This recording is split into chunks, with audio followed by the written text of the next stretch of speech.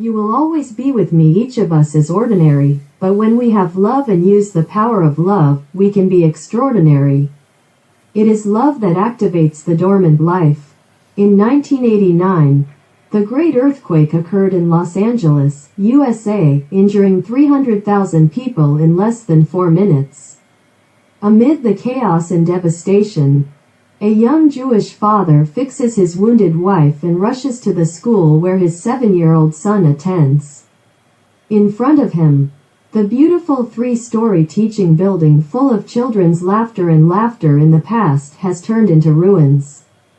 He suddenly felt the darkness in front of his eyes and shouted, "Amanda, my son." After kneeling on the ground and crying for a while, he suddenly remembered a sentence he often said to his son, "No matter what happens, I will always be with you.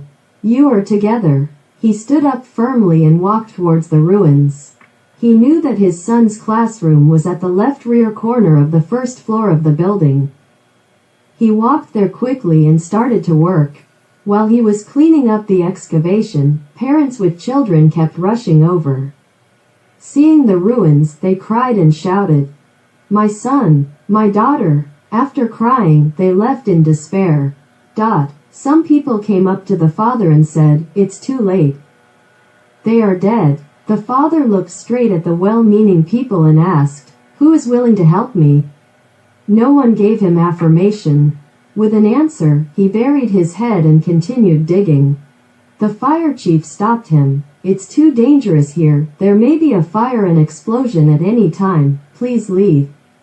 The policeman came over and said, "You are very sad and can't control yourself. But this is not only harmful to yourself, but also dangerous to others. Go home immediately." The father always had only one sentence: "Who will help me?" People walked away shaking their heads and sighing, thinking that the father had lost his child and was insane. But the father had only one thought in his mind: "My son is waiting for me." He dug for 8 hours, 12 hours, 24 hours, 36 hours, and no one came to stop him. His face was covered with dust, his eyes were bloodshot, his body was in tatters, and blood was everywhere. At the 38th hour, he suddenly heard a child's voice from below. "Dad, is that you?" It was his son's voice.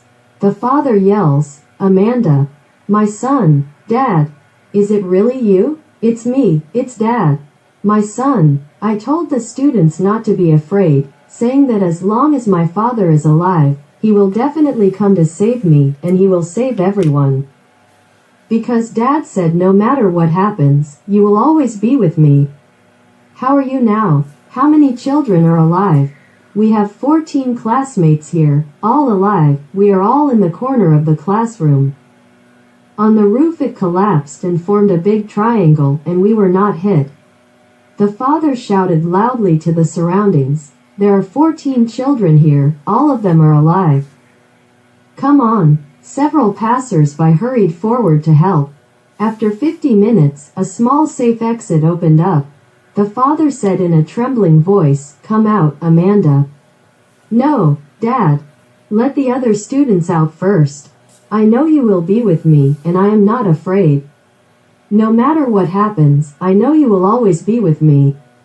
I'm together." After the great disaster, the great father and son hugged each other tightly and happily. For the sincere feelings shown by ordinary Jewish fathers and sons during the test of life and death, the deep trust they displayed, and the great happiness they gained. What else makes us believe in the world, our surroundings, and ourselves more than this? What about the energy and miracles created by being surrounded by this love? We are ordinary, but we are extraordinary when we have love.